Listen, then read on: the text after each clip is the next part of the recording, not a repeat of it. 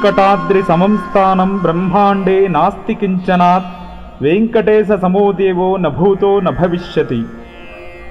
ఓం నిరుపమ గుణసింధుర్నిత్యలక్ష్మీ సమేతో నిఖిల నిగమ వేద్యో నిస్తులో వెంకటేశః నిజ చరణ సమర్చాసక్త భక్తౌ గరక్షీ నివసతు హృదయే మే స్వాంగ్రిభక్తిన్ వితన్వన్. శ్రీమదఖిలాండ కోటి బ్రహ్మాండ నాయకుడు ఆది మధ్యాంతరహితుడు శ్రీమన్నారాయణుడు భక్తజనులను ఉద్ధరించటానికై ఈ కలియుగంలో శ్రీ వెంకటాచల పర్వతంపై స్వయం వ్యక్త శాలిగ్రామ దివ్య అర్చారూపంలో అవతరించి శ్రీ వెంకటేశ్వర స్వామిగా మనలను అనుగ్రహిస్తున్నారు. తిరుమల దివ్యక్షేత్రం సాక్షాత్తు పరమపావనమైన శ్రీవైకుంఠమే. శ్రీనివాస ప్రభువు పిలిస్తే పలికే దైవం. తన భక్తులతో ఎన్నో విధములుగా లీలలు జరపటం ఆయనకు అత్యంత ఆనందకరమైన విషయం. అత్యంత ప్రాచీనమైన తిరుమల క్షేత్రంలో శ్రీవారికి శ్రీ వైఖానస భగవచ్శాస్త్ర విధిగా నిత్యోత్సవ, వారోత్సవ, పక్షోత్సవ, మాసోత్సవ, సంవత్సరోత్సవాదులన్నీ వైభవంగా నిర్వహించబడతాయి. సాక్షాత్తు శ్రీమన్నారాయణుని అంశతో నైమిసారణ్య క్షేత్రంలో అవతరించిన భగవాన్ విఖనస మహర్షుల వారి ద్వారా అనుగ్రహింపబడినదే శ్రీ వైఖానస భగవచ్శాస్త్రం. తిరుమల శ్రీవారికి ప్రతినిత్యం సుప్రభాత సేవతో ప్రత్యూషకాల కైంకర్యాలు ప్రారంభమవుతాయి. అనంతరం స్వామివారికి ప్రాతకాల ఆరాధనలో భాగంగా తోమాల సేవ, కొలువు, సహస్రనామార్చన నైవేద్యాలను సమర్పిస్తారు. శ్రీ వెంకటేశ్వర స్వామివారికి ప్రతినిత్యం ప్రాతకాలంలో నిర్వహించే శ్రీ వెంకటేశ సహస్రనామార్చన అత్యంత మహిమాన్వితమైనది. వశిష్ఠ నారద సంవాద రూపంలో శ్రీ వెంకటాచల మహత్య బ్రహ్మాండ పురాణాంతర్గతమై శ్రీవారి సన్నిధిలో అనునిత్యం పఠించబడుతుంది. భగవంతుడు లోకరీతిని అనుసరించి అతడెంతటి భక్తుడైనను తనను వేడుకోవాలని కోరుకుంటాడు. మన ప్రార్థనలతో సంతుష్టుడై మనకు వరాలను అనుగ్రహిస్తాడు. ఆ స్వామిని ప్రసన్నం చేసుకోవటానికి ఎన్నో మార్గాలు, ఉపాయాలు. వాటన్నింటిలోకి సులభ సాధ్యమైనది భగవన్నామ సంకీర్తనం. కృతేతు మానసం శ్రేష్టం త్రేతాయాం యజనం పరం ద్వాపరే అర్చనం చైవ కలౌ చింతనాముత్తమం అని పురాణవచనం. కృతయుగంలో తపస్సు ద్వారాను, త్రేతాయుగంలో యజ్ఞ యాగాదుల వలనను, ద్వాపర యుగంలో అర్చనం ద్వారాను, కలియుగంలో కేవలం హరినామ సంకీర్తనం ద్వారా భగవంతుణ్ణి ప్రసన్నం చేసుకోవచ్చు. అటువంటి మహత్తరమైన నామ సంకీర్తనమే శ్రీవారికి అత్యంత ప్రియమైన శ్రీ వెంకటేశ్వర సహస్రనామ స్తోత్రం. శ్రీ వెంకటేశ్వర సహస్రనామ స్తోత్రాన్ని నిత్యం పారాయణం చేయటం వలన అనేక ఫలితాలను పొందవచ్చని బ్రహ్మాండ పురాణం వివరిస్తోంది. ఏవం శ్రీ వెంకటేశస్య కీర్తితం పరమాద్భుతం నామ్నాం సహస్రం సంశ్రావ్యం పవిత్రం పుణ్యవర్ధనం. ఈ స్తోత్రం విన్నంత మాత్రం చేతనే సర్వ పాపాలు, సర్వదోషాలు తొలగిపోతాయి. జ్వరమూర్ఛాది రోగాలు సమసిపోతాయి. భూతప్రేత పిశాచాదులు దరికి రాలేవు. విద్య కోరిన వారికి విద్య, ధనం కావలసిన వారికి ధనము, పుత్రార్థికి పుత్ర సంతానము, సభా విజయం సమకూరుతాయి.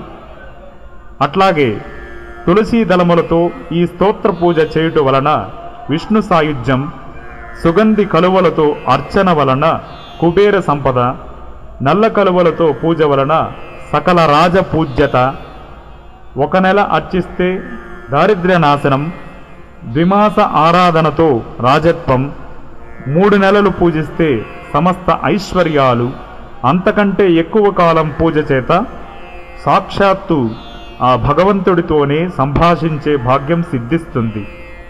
కనుక శ్రీవారి భక్తులందరూ ప్రతిదినం శ్రీ వెంకటేశ సహస్రనామ స్తోత్రం, నామావళి పారాయణం, అర్చన చేసి తమ తమ కోరికలు ఆ శ్రీనివాసుని అపారమైన కరుణతో పొంది తరించగలరు. ఓం నమో వెంకటేశాయ.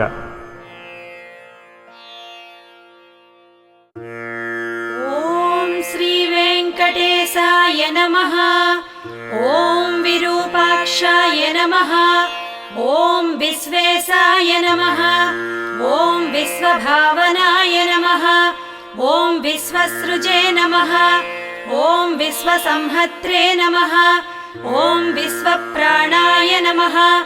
ॐ विराड्वपुषे नमः। ॐ शेषाद्रिनिलयाय नमः। ॐ अशेषभक्तदुःखप्रणाशनाय नमः। ॐ शेषस्तुत्याय नमः।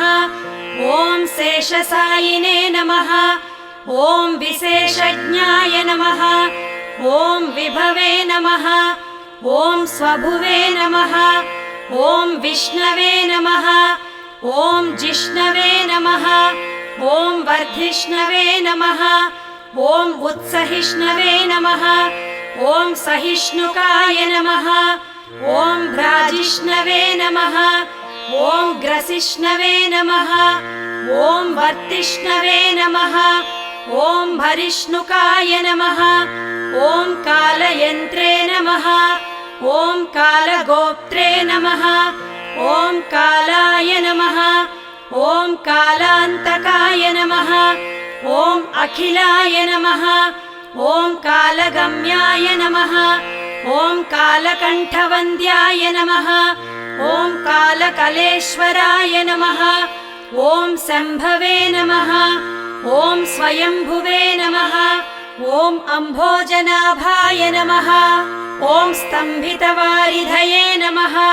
ॐ अम्बोधिनन्दिनी जानये नमः। ॐ सोणाम्भोजपदप्रभाय नमः। ॐ कम्बुग्रीवाय नमः। ॐ शम्बरारिरूपाय नमः। ॐ शम्बरजेक्षणाय नमः। ॐ बिम्बाधराय नमः। ॐ बिम्बरूपिणे नमः। ॐ प्रतिबिम्बक्रियातिगाय नमः। ॐ गुणवते नमः। ॐ गुणगम्याय नमः। ॐ गुणातीताय नमः। ॐ गुणप्रियाय नमः। ॐ दुर्गुणध्वंसकृते नमः। ॐ सर्वसुगुणाय नमः। ॐ गुणभासकाय नमः। ॐ परेशाय नमः। ॐ परमात्मने नमः। ॐ परस्मै ज्योतिषे नमः। ॐ परायै गतये नमः। ॐ परस्मै पदाय नमः। ॐ वियद्वाससे नमः। ॐ पारम्पर्यशुभप्रदाय नमः। ॐ ब्रह्माण्डगर्भाय नमः। ॐ ब्रह्मण्याय नमः। ॐ ब्रह्मसृजे नमः। ॐ ब्रह्मबोधिताय नमः। ॐ ब्रह्मस्तुत्याय नमः। ॐ ब्रह्मवादिने नमः। ॐ ब्रह्मचर्यपरायणाय नमः। ॐ सत्यव्रतार्थसन्तुष्टाय नमः। ॐ सत्यरूपिणे नमः। ॐ झषाङ्गवते नमः। ॐ सोमकप्राणहारिणे नमः। ॐ आनीताम्नायाय नमः। ॐ अब्धिसञ्चराय नमः। ॐ देवासुरवरस्तुत्याय नमः। ॐ पतन्मन्दरधारकाय नमः। ॐ धन्वन्तरये नमः। ॐ कच्छपाङ्गाय नमः। ॐ पयोनिधिविमन्धकाय नमः। ॐ अमरामृतसन्दात्रे नमः। ॐ धृतसम्मोहिनी वपुषे नमः। ॐ हरमोहकमायाविने नमः। ॐ रक्षःसन्दोहभञ्जनाय नमः। ॐ हिरण्याक्षविदारिणे नमः। ॐ यज्ञाय नमः। ॐ यज्ञविभावनाय नमः। ॐ यज्ञीयोर्वीसमुद्धत्रे नमः। ॐ लीलाक्रोडाय नमः। ॐ प्रतापवते नमः। ॐ दण्डकासुरविध्वंसिने नमः। ॐ वक्रदंष्ट्राय नमः। ॐ क्षमाधराय नमः। ॐ गन्धर्वशापहरणाय नमः। ॐ पुण्यगन्धाय नमः। ॐ विचक्षणाय नमः। ॐ कराळवक्त्राय नमः। ॐ सोमार्कनेत्राय नमः। ॐ षड्गुणवैभवाय नमः। ॐ श्वेतघोणीने नमः। ॐ घूर्णितभ्रुवे नमः। ॐ घुर्घुरध्वनिविभ्रमाय नमः। ॐ दाघ्रीयसे नमः। ॐ नीलकेसिने नमः। ॐ जाग्रदम्बुजलोचनाय नमः ॐ घृणावते नमः ॐ घृणिसम्मोहाय नमः ॐ महाकालाग्निदीधितये नमः ॐ ज्वालाकराळवदनाय नमः ॐ महोल्काकुलवीक्षणाय नमः ॐ सटानिर्भिन्नमेघौघाय नमः ॐ दंष्ट्रारुग्व्याप्तदिक्तटाय नमः ॐ उच्छ्वासाकृष्टभूतेशाय नमः ॐ निःश्वासत्यक्तविश्वसृजे नमः ॐ अन्तर्भ्रमज्जगद्गर्भाय नमः ॐ अनन्ताय नमः ॐ ब्रह्मकपालहृदे नमः ॐ उग्राय नमः ॐ वीराय नमः ॐ महाविष्णवे नमः ॐ ज्वलनाय नमः ॐ सर्वतोमुखाय नमः ॐ नृसिंहाय नमः ॐ भीषणाय नमः ॐ भद्राय नमः ॐ मृत्युमृत्यवे नमः ॐ सनातनाय नमः ॐ सभास्तम्भोद्भवाय नमः ॐ भीमाय नमः ॐ शिरोमालिने नमः ॐ महेश्वराय नमः ॐ द्वादशादित्यचूडालाय नमः ॐ कल्पधूमसटाच्छवये नमः ॐ हिरण्यकोरस्थलभिन्नखाय नमः ॐ सिंहमुखाय नमः ॐ अनघाय नमः ॐ प्रह्लादवरदाय नमः ॐ धीमते नमः ॐ भक्तसङ्घप्रतिष्ठिताय नमः ॐ ब्रह्मरुद्रादिसंसेव्याय नमः ॐ सिद्धसाध्यप्रपूजिताय नमः ॐ लक्ष्मीनृसिंहाय नमः ॐ देवेशाय नमः ॐ ज्वालाजिह्वान्त्रमालिकाय नमः ॐ खड्गिने नमः ॐ खेटिने नमः ॐ महेश्वासिने नमः ॐ कपालिने नमः ॐ मुसलिने नमः ॐ हलिने नमः ॐ पासिने नमः ॐ शूलिने नमः ॐ महाबाहवे नमः ॐ ज्वरघ्नाय नमः ॐ रोगलुण्ठकाय नमः ॐ मौञ्जीयुजे नमः ॐ छात्रकाय नमः ॐ दण्डिने नमः ॐ कृष्णाजिनधराय नमः ॐ वटवे नमः ॐ अधीतवेदाय नमः ॐ वेदान्तोद्धारकाय नमः ॐ ब्रह्मनैष्ठिकाय नमः ॐ अहीनसेनप्रीताय नमः ॐ आदितेयाय नमः ॐ अनघाय नमः ॐ हरये नमः ॐ संवित्प्रियाय नमः ॐ सामवेद्याय नमः ॐ बलिवेस्म प्रतिष्ठिताय नमः ॐ बलिक्षालितपादाब्जाय नमः ॐ विन्ध्यावलिविमानिताय नमः ॐ त्रिपादभूमिस्वीकर्त्रे नमः ॐ विश्वरूपप्रदर्शकाय नमः ॐ धृतत्रिविक्रमाय नमः ॐ स्वाङ्घ्रीनकभिन्नाण्डकर्पराय नमः ॐ पज्जातवाहिनीधारा पवित्रितजगत्त्रयाय नमः ॐ विधिसम्मानिताय नमः ॐ पुण्याय नमः ॐ दैत्ययोद्धे नमः ॐ जयोर्जिताय नमः ॐ सुरराज्यप्रदाय नमः ॐ शुक्रमदहृते नमः ॐ सुगतीश्वराय नमः ॐ जामदग्न्याय नमः ॐ कुठारिणे नमः ॐ कार्तवीर्यविदारणाय नमः ॐ रेणुकायाः शिरोहारिणे नमः ॐ दुष्टक्षत्रियमर्दनाय नमः ॐ वर्चस्विने नमः ॐ दानशीलाय नमः ॐ धनुष्मते नमः ॐ ब्रह्मवित्तमाय नमः ॐ अत्युदग्राय नमः ॐ समग्राय नमः ॐ न्यग्रोधाय नमः ॐ दुष्टनिग्रहाय नमः ॐ रघुवंशसमुद्भूताय नमः ॐ राघवाय नमः ॐ भरताग्रजाय नमः ॐ कौसल्यातनयाय नमः ॐ रामाय नमः ॐ विश्वामित्रप्रियङ्कराय नमः ॐ ताटकारये नमः ॐ सुबाहुघ्नाय नमः ॐ बलातिबलमन्त्रवते नमः ॐ अहल्यासापविच्छेदिने नमः। ॐ प्रविष्टजनकालयाय नमः।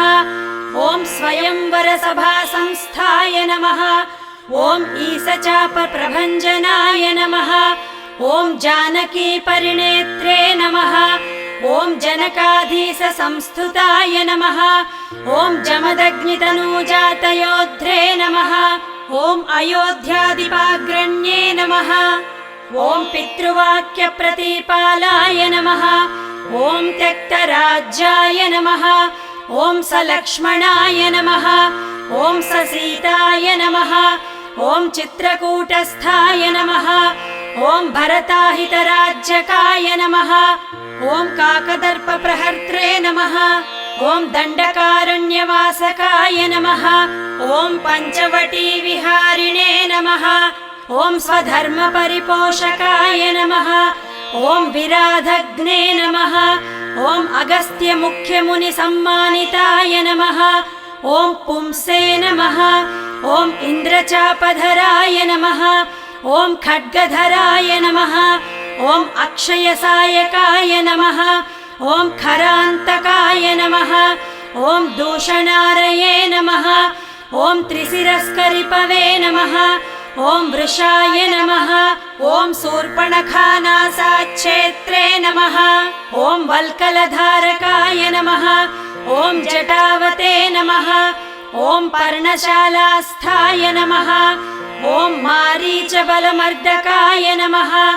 ॐ पक्षिराट्कृतसंवादाय नमः। ॐ रवितेजसे नमः। ॐ महाबलाय नमः। ॐ शबर्यानीतफलभुजे नमः। ॐ हनूमत्परितोषिताय नमः। ॐ सुग्रीवाभयदाय नमः।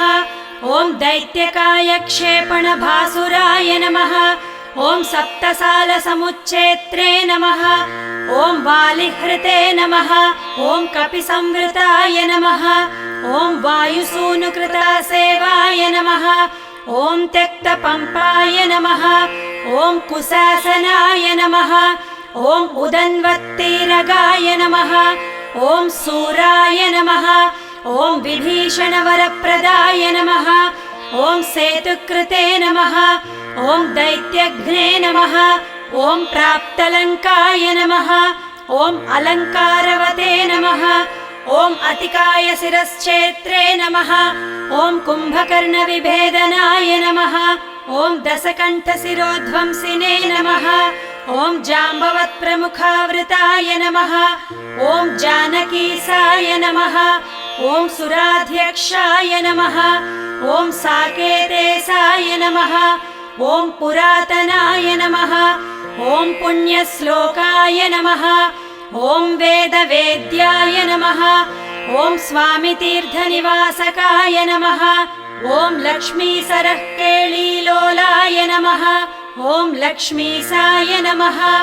ॐ लोकरक्षकाय नमः।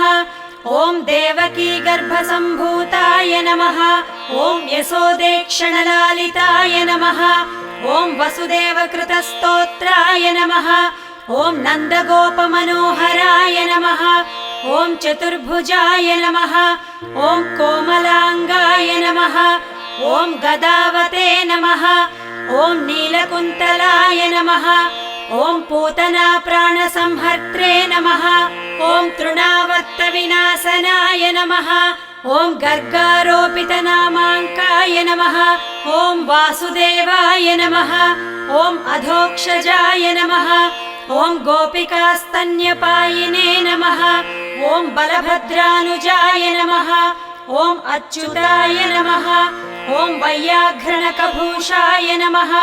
ॐ वत्सजिते नमः। ॐ वत्सवर्धनाय नमः। ॐ क्षीरसारासनरताय नमः। ॐ दधिभाण्डप्रमर्दनाय नमः। ॐ नवनीतापहर्त्रे नमः। ॐ नीलनीरदभासुराय नमः। ॐ आभीरदृष्टदौर्जन्याय नमः। ॐ नीलपद्मनिभाननाय नमः। ॐ मातृदर्शितविश्वास्याय नमः। ॐ उलूखलनिबन्धनाय नमः। ॐ नलकूबरशापान्ताय नमः। ॐ गोधूलिच्छुरिताङ्गकाय नमः। ॐ गोसङ्घरक्षकाय नमः। ॐ श्रीसाय नमः। ॐ बृन्दारण्यनिवासकाय नमः। ॐ वत्सान्तकाय नमः। ॐ बकद्वेषिणे नमः। ॐ दैत्याम्बुदमहानिलाय नमः। ॐ महाजगरचण्डाग्नये नमः। ॐ शकटप्राणकण्टकाय नमः। ॐ इन्द्रसेव्याय नमः। ॐ पुण्यगात्राय नमः। ॐ खरजिते नमः। ॐ चण्डधीधितये नमः। ॐ ताळपक्वफलासिने नमः। ॐ काळीयफणिदर्पघ्ने नमः। ॐ नागपत्नीस्तुतिप्रीताय नमः। ॐ प्रलम्बासुरखण्डनाय नमः। ॐ दावाग्निबलसंहारिणे नमः। ॐ फलाहारिणे नमः। ॐ गदाग्रजाय नमः। ॐ गोपाङ्गनाचेलचोराय नमः। ॐ पाथोलीलाविशारदाय नमः। ॐ वंशगानप्रवीणाय नमः। ॐ गोपीहस्ताम्बुजार्चिताय नमः। ॐ मुनिपत्न्याहृताहाराय नमः। ॐ मुनिश्रेष्ठाय नमः। ॐ मुनिप्रियाय नमः। ॐ गोवर्धनाद्रिसन्धत्रे नमः। ॐ सङ्क्रन्दनतमोपहाय नमः। ॐ सदुद्यानविलासिने नमः। ॐ रासक्रीडापरायणाय नमः। ॐ वरुणाभ्यर्चिताय नमः। ॐ गोपीप्रार्थिताय नमः। ॐ पुरुषोत्तमाय नमः। ॐ अक्रूरस्तुतिसम्प्रीताय नमः। ॐ कुब्जायौवनदायकाय नमः। ॐ मुष्टिकोरप्रहारिणे नमः। ॐ चाणूरोदरधारणाय नमः। ॐ मल्लयुद्धाग्रगण्याय नमः। ॐ पितृबन्धनमोचकाय नमः। ॐ मत्तमातङ्गपञ्चास्याय नमः। ॐ कंसग्रीवानिकृन्तनाय नमः। ॐ उग्रसेनप्रतिष्ठात्रे नमः। ॐ रत्नसिंहासनस्थिताय नमः। ॐ कालनेमिखलद्वेषिणे नमः। ॐ मुचुकुन्दवरप्रदाय नमः। ॐ साल्वसेवितदुर्दर्शराजस्मयनिवारणाय नमः। ॐ रुक्मिगर्वापहारिणे नमः। ॐ रुक्मिणीनयनोत्सवाय नमः। ॐ प्रद्युम्नजनकाय नमः। ॐ कामिने नमः। ॐ प्रद्युम्नाय नमः। ॐ द्वारकाधिपाय नमः। ॐ मण्याहर्त्रे नमः। ॐ महामायाय नमः। ॐ जाम्बवत्कृतसङ्गराय नमः।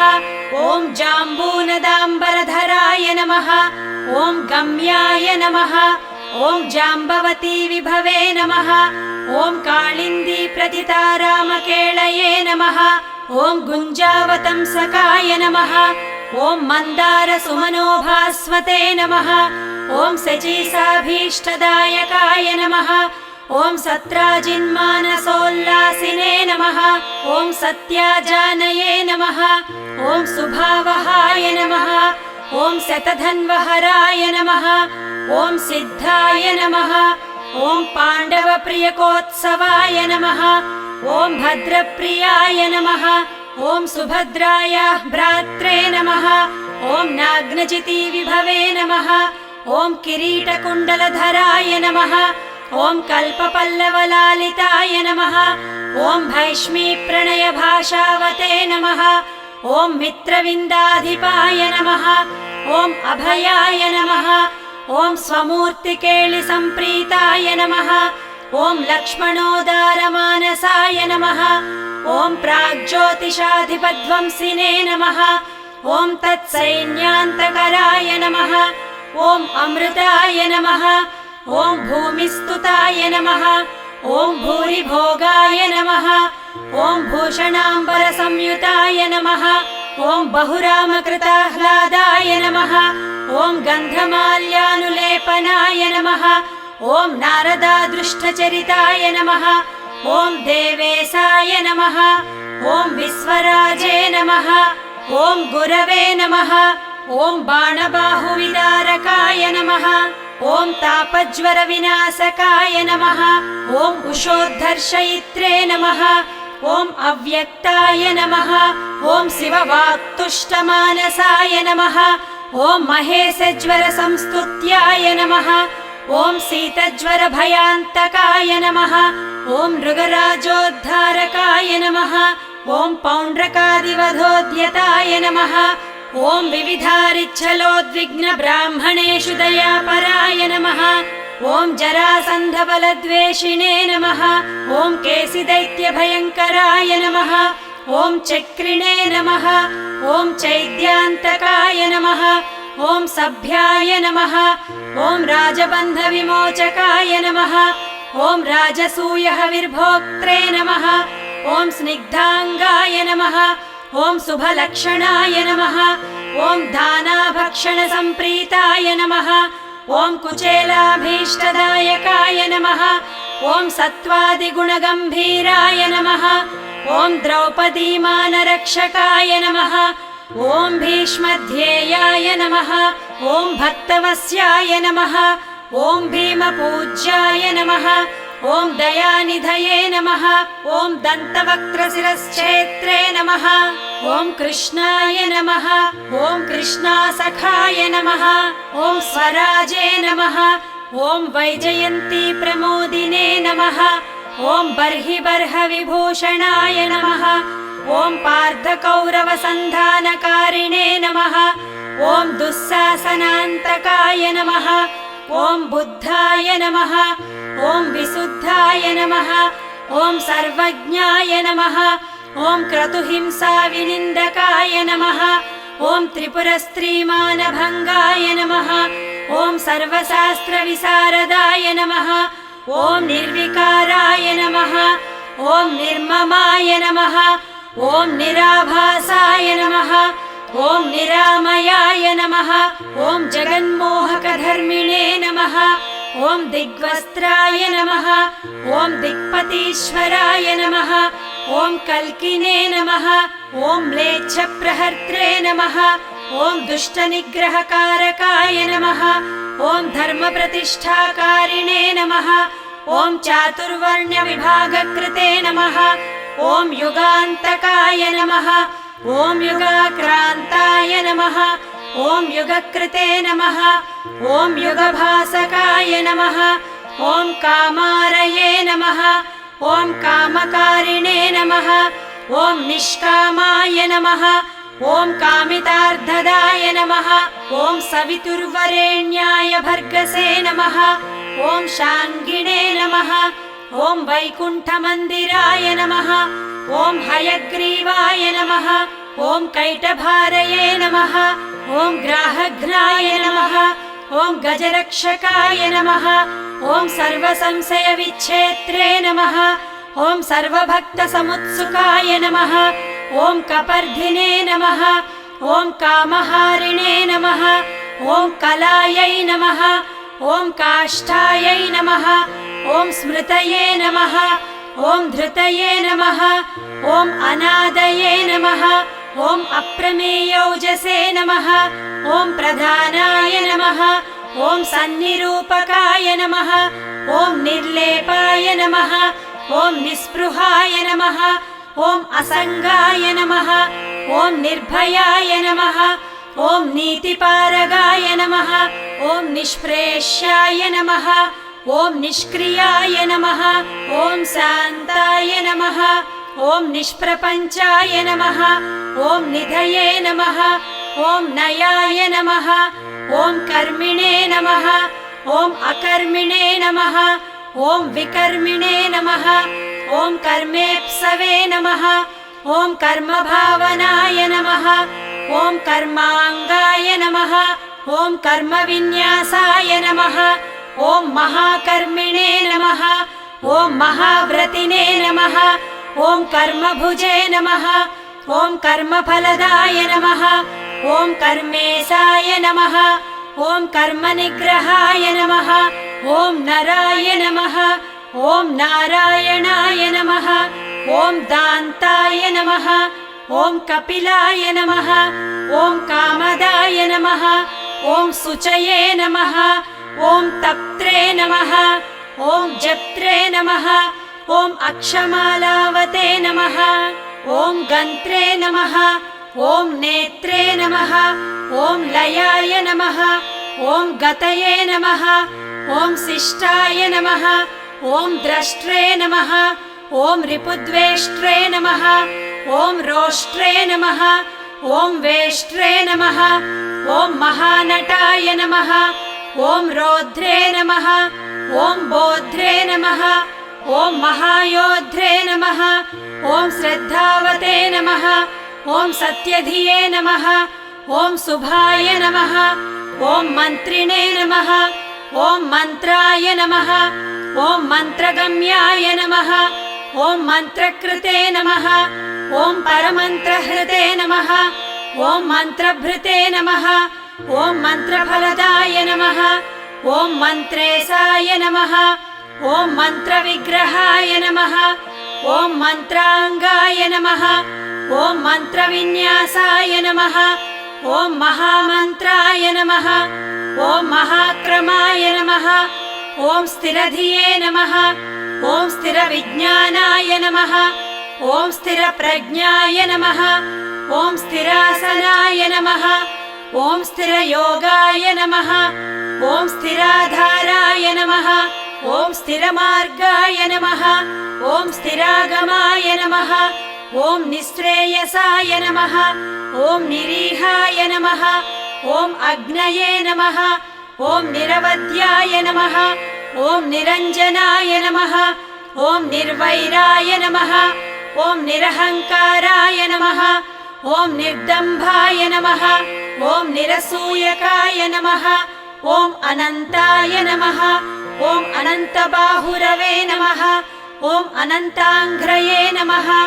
ॐ अनन्तदृशे नमः ॐ अनन्तवक्त्राय नमः ॐ अनन्ताङ्गाय नमः ॐ अनन्तरूपाय नमः ॐ अनन्तकृते नमः ॐ ऊर्ध्वरेतसे नमः ॐ ऊर्ध्वलिङ्गाय नमः ॐ ऊर्ध्वमूर्ध्ने नमः ॐ ऊर्ध्वशाखकाय नमः ॐ ऊर्ध्वाय नमः ॐ ऊर्ध्वार्धरक्षिणे नमः ॐ ऊर्ध्वज्वालाय नमः ॐ निराकुलाय नमः ॐ बीजाय नमः ॐ बीजप्रदाय नमः ॐ नित्याय नमः ॐ निदानाय नमः ॐ निष्कृतये नमः ॐ कृतिने नमः ॐ महते नमः ॐ अणीयसे नमः ॐ गरिम्णे नमः ॐ सुषमायै नमः ॐ चित्रमालिकाय नमः ॐ नभस्पृशे नमः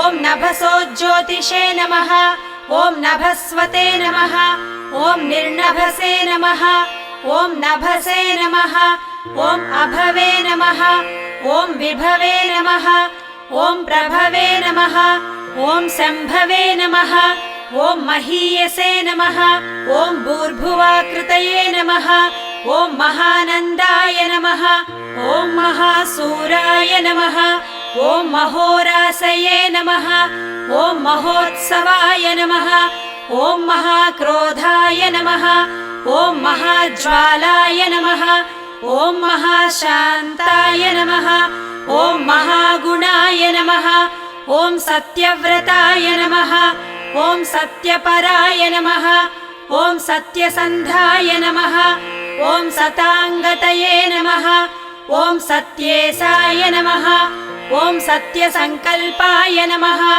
ॐ सत्यचारित्रलक्षणाय नमः ॐ अन्तश्चराय नमः ॐ अन्तरात्मने नमः ॐ परमात्मने नमः ॐ चिदात्मकाय नमः ॐ रोचनाय नमः ॐ रोचमानाय नमः ॐ साक्षिणे नमः ॐ सौरये नमः ॐ जनार्दनाय नमः ॐ मुकुन्दाय नमः ॐ नन्दनिष्पन्दाय नमः ॐ स्वर्णबिन्दवे नमः ॐ पुरन्दराय नमः ॐ अरिन्दमाय नमः ॐ सुमन्दाय नमः ॐ कुन्दमन्दारहासवते नमः ॐ चन्दनारूढचण्डाङ्गाय नमः ॐ आनन्दिने नमः ॐ नन्दनन्दनाय नमः ॐ अनसूयानन्दनाय नमः ॐ अत्रिनेत्रानन्दाय नमः ॐ सुनन्दवते नमः ॐ शङ्खवते नमः ॐ पङ्कजकराय नमः ॐ कुङ्कुमाङ्काय नमः ॐ जयाङ्कुशाय नमः ॐ अम्भोजमकरन्दाढ्याय नमः ॐ निष्पङ्काय नमः ॐ अगरुपङ्किलाय नमः ॐ इन्द्राय नमः ॐ चन्द्ररथाय नमः ॐ चन्द्राय नमः ॐ अतिचन्द्राय नमः ॐ चन्द्रभासकाय नमः ॐ उपेन्द्राय नमः ॐ इन्द्रराजाय नमः ॐ वागीन्द्राय नमः ॐ चन्द्रलोचनाय नमः ॐ प्रतीचे नमः ॐ पराचे नमः ॐ परस्मै धाम्ने नमः ॐ परमार्धाय नमः ॐ परात्पराय नमः ॐ अपारवाचे नमः ॐ पारगामिने नमः ॐ पारावाराय नमः ॐ परावराय नमः ॐ सहस्वते नमः ॐ अर्धदात्रे नमः ॐ सहनाय नमः ॐ साहसिने नमः ॐ जयिने नमः ॐ तेजस्विने नमः ॐ वायुविशिखिने नमः ॐ तपस्विने नमः ॐ तापसोत्तमाय नमः ॐ ऐश्वर्योद्भूतिकृते नमः ॐ भूतये नमः ॐ ऐश्वर्याङ्गकलापवते नमः ॐ अम्भोदिसायिने नमः ॐ भगवते नमः ॐ सर्वज्ञाय नमः ॐ सामपारगाय नमः ॐ महायोगिने नमः ॐ महाधीराय नमः ॐ महाभोगिने नमः ॐ महाप्रभवे नमः ॐ महावीराय नमः ॐ महातुष्टये नमः ॐ महापुष्टये नमः ॐ महागुणाय नमः ॐ महादेवाय नमः ॐ महाबाहवे नमः ॐ महाधर्माय नमः ॐ महेश्वराय नमः ॐ समीपगाय नमः ॐ दूरगामिने नमः ॐ स्वर्गमार्गनिर्गलाय नमः ॐ नगाय नमः ॐ नगधराय नमः ॐ नागाय नमः ॐ नागेशाय नमः ॐ नागपालकाय नमः ॐ हिरण्मयाय नमः ॐ स्वर्णरेतसे नमः ॐ हिरण्यार्चिषे नमः ॐ हिरण्यदाय नमः ॐ गुणगण्याय नमः ॐ शरण्याय नमः ॐ पुण्यकीर्तये नमः ॐ पुराणगाय नमः ॐ जन्यभृते नमः ॐ जन्यसन्नद्धाय नमः ॐ दिव्यपञ्चायुधाय नमः ॐ वसिने नमः ॐ दौर्जन्यभङ्गाय नमः ॐ पर्जन्याय नमः ॐ सौजन्यनिलयाय नमः ॐ अलयाय नमः ॐ जलन्धरान्तकाय नमः ॐ भस्मदैत्यनाशिने नमः ॐ महामनसे नमः ॐ श्रेष्ठाय नमः ॐ श्रेविष्ठाय नमः ॐ द्राघीष्ठाय नमः ॐ गरिष्ठाय नमः ॐ गरुडध्वजाय नमः ॐ ज्येष्ठाय नमः ॐ द्रडिष्ठाय नमः ॐ वर्षिष्ठाय नमः ॐ द्राघीयसे नमः ॐ प्रणवाय नमः ॐ फणिने नमः ॐ सम्प्रदायकराय नमः ॐ स्वामिने नमः ॐ सुरेशाय नमः ॐ माधवाय नमः ॐ मधवे नमः ॐ निर्निमेषाय नमः ॐ विधये नमः ॐ वेधसे नमः ॐ बलवते नमः ॐ जीवनाय नमः ॐ बलिने नमः ॐ स्मर्त्रे नमः ॐ श्रोत्रे नमः ॐ विकत्रे नमः ॐ ध्यात्रे नमः ॐ नेत्रे नमः ॐ समाय नमः ॐ असमाय नमः ॐ होत्रे नमः ॐ पोत्रे नमः ॐ महावक्त्रे नमः ॐ रन्त्रे नमः ॐ मन्त्रे नमः ॐ खलान्तकाय नमः ॐ दात्रे नमः ॐ ग्राहयित्रे नमः ॐ मात्रे नमः ॐ नियन्त्रे नमः ॐ अनन्तवैभवाय नमः ॐ गोप्त्रे नमः ॐ गोपयित्रे नमः ॐ हन्त्रे नमः ॐ धर्मजागरित्रे नमः ॐ धवाय नमः ॐ कर्त्रे नमः ॐ क्षेत्रकराय नमः ॐ क्षेत्रप्रदाय नमः ॐ क्षेत्रज्ञाय नमः ॐ आत्मविदे नमः ॐ क्षेत्रिणे नमः ॐ क्षेत्रहराय नमः ॐ क्षेत्रप्रियाय नमः ॐ क्षेमकराय नमः ॐ मरुते नमः ॐ भक्तिप्रदाय नमः ॐ मुक्तिदायिने नमः ॐ शक्तिदाय नमः ॐ युक्तिदायकाय नमः ॐ शक्तियुजे नमः ॐ मौक्तिकस्रग्विणे नमः ॐ सूक्तये नमः ॐ आम्नाय सूक्तिगाय नमः ॐ धनञ्जयाय नमः ॐ धनाध्यक्षाय नमः ॐ धनिकाय नमः ॐ धनदाधिपाय नमः ॐ महाधनाय नमः ॐ महामानिने नमः ॐ दुर्योधनविमानिताय नमः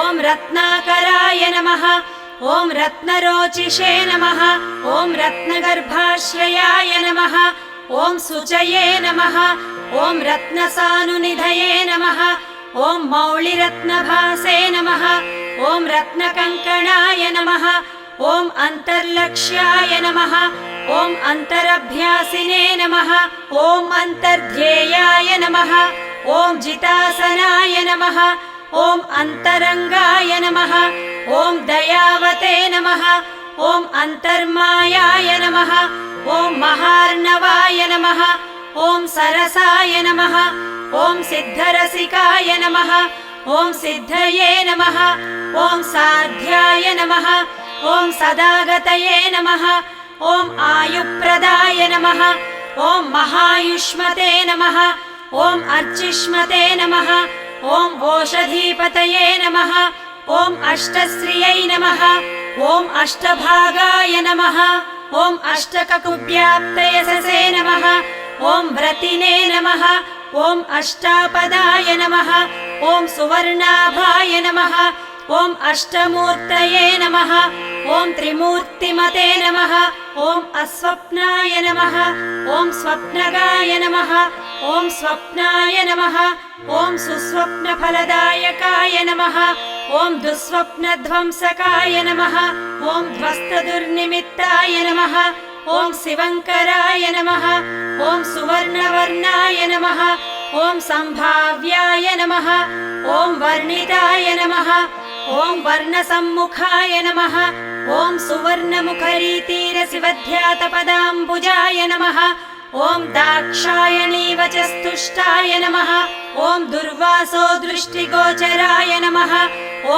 अम्बरीषव्रतप्रीताय नमः ॐ महाकृत्तिविभञ्जनाय नमः ॐ महाभिचारकध्वंसिने नमः ॐ कालसर्पभयान्तकाय नमः ॐ सुदर्शनाय नमः ॐ कालमेघश्यामलाय नमः ॐ श्रीमन्त्रभाविताय नमः ॐ हेमाम्बुजसरस्नायिने नमः ॐ श्रीमनोभाविताकृतये नमः ॐ श्रीप्रदत्ताम्बुजस्वग्रिणे नमः ॐ श्रीकेळये नमः ॐ श्रीनिधये नमः ॐ भवाय नमः ॐ श्रीप्रदाय नमः ॐ वामनाय नमः ॐ लक्ष्मीनायकाय नमः ॐ चतुर्भुजाय नमः ॐ सन्तृप्ताय नमः ॐ तर्पिताय नमः ॐ तीर्थस्नातृसौख्यप्रदर्शकाय नमः ॐ अगस्त्यस्तुतिसंहृष्टाय नमः ॐ दर्शिताव्यक्तभावनाय नमः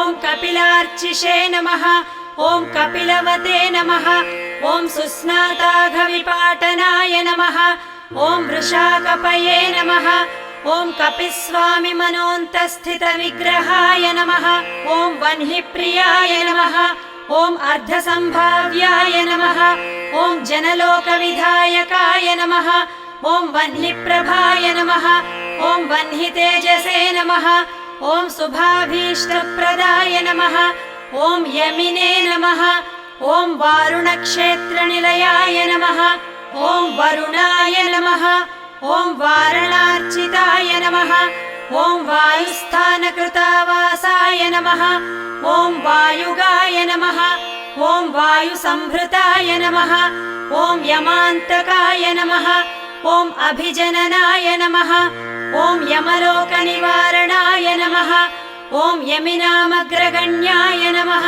ॐ संयमिने नमः ॐ यमभाविताय नमः ॐ इन्द्रोद्यानसमीपस्थाय नमः ॐ इन्द्रदृग्विषयाय नमः ॐ प्रभवे नमः ॐ यक्षराट्सरसीवासाय नमः ॐ अक्षयनिधिकोशकृते नमः ॐ स्वामितीर्थकृतावासाय नमः ॐ स्वामिध्येयाय नमः ॐ अधोक्षजाय नमः ॐ वराहाध्यष्टतीर्थाभिसेविताङ्घ्रिसरोरुहाय नमः ॐ पाण्डुतीर्थाभिषिक्ताङ्गाय नमः ॐ युधिष्ठिरवरप्रदाय नमः ॐ भीमान्तःकरणारूढाय नमः ॐ श्वेतवाहनसख्यवते नमः ॐ नकुलाभयदाय नमः ॐ माद्रीसहदेवाभिवन्दिताय नमः ॐ कृष्णासपदसन्धात्रे नमः ॐ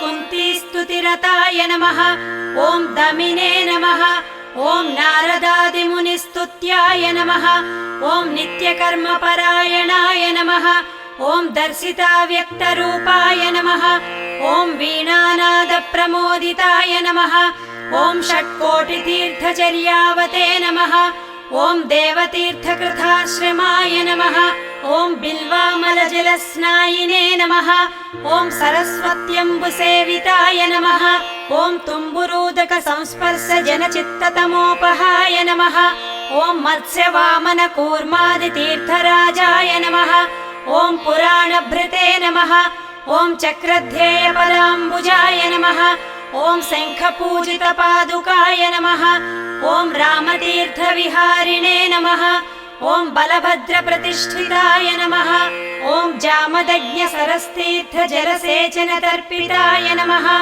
ॐ पापापहारिकीलालसुस्नाताघविनाशनाय नमः ॐ नभो गङ्गाभिषिक्ताय नमः ॐ नागतीर्थाभिषेकवते नमः ॐ कुमारधारातीर्थस्थाय नमः ॐ वटुवेशाय नमः ॐ सुमेखलाय नमः ॐ वृद्धस्य कुमारत्वप्रदाय नमः ॐ सौन्दर्यवते नमः ॐ सुखिने नमः ॐ प्रियंवदाय नमः ॐ महाकुक्षये नमः ॐ इक्ष्वाकुकुलनन्दनाय नमः ॐ नीलगोक्षीरधाराभुवे नमः ॐ वराहाचलनायकाय नमः ॐ भरद्वाजप्रतिष्ठावते नमः ॐ बृहस्पतिविभाविताय नमः ॐ अञ्जनाकृतपूजावते नमः ॐ आञ्जनेयकरार्चिताय नमः ॐ अञ्जनाद्रिनिवासाय नमः ॐ मुञ्जकेशाय नमः ॐ पुरन्दराय नमः ॐ किन्नरद्वन्द्वसम्बन्धिबन्धमोक्षप्रदायकाय नमः ॐ वैखानसमखारम्भाय नमः ॐ वृषज्ञेयाय नमः ॐ वृषाचलाय नमः ॐ वृषकाय प्रभेत्रे नमः ॐ क्रीडानाचारसम्भ्रमाय नमः ॐ सौवर्चलेयविन्यस्तराज्याय नमः ॐ नारायणप्रियाय नमः ॐ दुर्मेधोभञ्जकाय नमः ॐ प्राज्ञाय नमः ॐ ब्रह्मोत्सवमहोत्सुकाय नमः ॐ भद्रासुरसरक्षेत्रे नमः ॐ भद्रक्षेत्रिणे नमः ॐ सुभद्रवते नमः ॐ मृगयाक्षीणसन्नाहाय नमः ॐ शङ्कराजन्यतुष्टिदाय नमः ॐ स्थाणुस्थाय नमः ॐ वैनतेयाङ्गभाविताय नमः ॐ अशरीरवते नमः ॐ भोगीन्द्रभोगसंस्थानाय नमः ॐ ब्रह्मादिगणसेविताय नमः ॐ सहस्रार्कच्चटाभास्वद्विमानान्तस्थिताय नमः ॐ गुणिने नमः ॐ विश्वक्सेनकृतस्तोत्राय नमः ॐ सनन्दनपरिवृताय नमः ॐ जाह्नव्यादिनदीसेव्याय नमः ॐ सुरेशाद्यभिवन्दिताय नमः ॐ सुराङ्गनानृत्यपराय नमः ॐ गन्धर्वोद्गायनप्रियाय नमः। ॐ राकेन्दुसङ्कासनखाय नमः। ॐ कोमलाङ्घ्रिसरोरुहाय नमः। ॐ कच्छपप्रपदाय नमः। ॐ कुन्दगुल्फकाय नमः। ॐ स्वच्छकूर्पराय नमः। ॐ मेधुरस्वर्णवस्त्राढ्यकटिदेशस्थमेखलाय नमः। ॐ प्रोल्लसच्चुरिकाभास्वत्कटिदेशाय नमः। ॐ शुभङ्कराय नमः। ॐ अनन्तपद्मजस्थाननाभये नमः। ॐ मौक्तिकमालिकाय नमः। ॐ मन्दारचाम्पेयमालिने नमः। ॐ रत्नाभरणसंभृताय नमः। ॐ लम्बयज्ञोपवीतिने नमः। ॐ चन्द्रश्रीखण्डलेपवते नमः। ॐ वरदाय नमः। ॐ अभयदाय नमः। ॐ चक्रिणे नमः। ॐ शङ्खिणे नमः। ॐ कौस्तुभदीप्तिमते नमः। ॐ श्रीवत्साङ्कितवक्षस्काय नमः। ॐ लक्ष्मीसंसृतहृत्तटाय नमः। ॐ नीलोत्पलनिभाकाराय नमः। ॐ सोणाम्भोजसमाननाय नमः। ॐ कोटिमन्मथलावण्याय नमः। ॐ चन्द्रिकास्मितपूरिताय नमः। ॐ सुधास्वर्चोद्रपुण्ड्राय नमः। ॐ कस्तूरीतिलकाञ्चिताय नमः। ॐ पुण्डरीकेक्षणाय नमः। ॐ स्वच्छाय नमः। ॐ मौलिशोभाविराजिताय नमः। ॐ पद्मस्थाय नमः। ॐ पद्मनाभाय नमः। ॐ सोममण्डलगाय नमः। ॐ बुधाय नमः। ॐ वह्निमण्डलगाय नमः। ॐ सूर्याय नमः। ॐ सूर्यमण्डलसंस्थिताय नमः। ॐ श्रीपतये नमः। ॐ भूमिजानये नमः। ॐ विमलाद्यभिसंवृताय नमः। ॐ जगत्कुटुम्बजनित्रे नमः। ॐ रक्षकाय नमः। ॐ कामितप्रदाय नमः। ॐ अवस्थात्रययन्त्रे नमः। ॐ विश्वतेजस्वरूपवते नमः। ॐ ज्ञप्तये नमः। ॐ ज्ञेयाय नमः। ॐ ज्ञानगम्याय नमः। ॐ ज्ञानातीताय नमः। ॐ सुरातिगाय नमः। ॐ ब्रह्माण्डान्तर्बहिर्व्याप्ताय नमः। ॐ वेङ्कटाद्रिगदाधराय नमः। इति श्रीब्रह्माण्डपुराणान्तर्गत श्रीवेङ्कटेश्वर सहस्रनामावळि समाप्तः।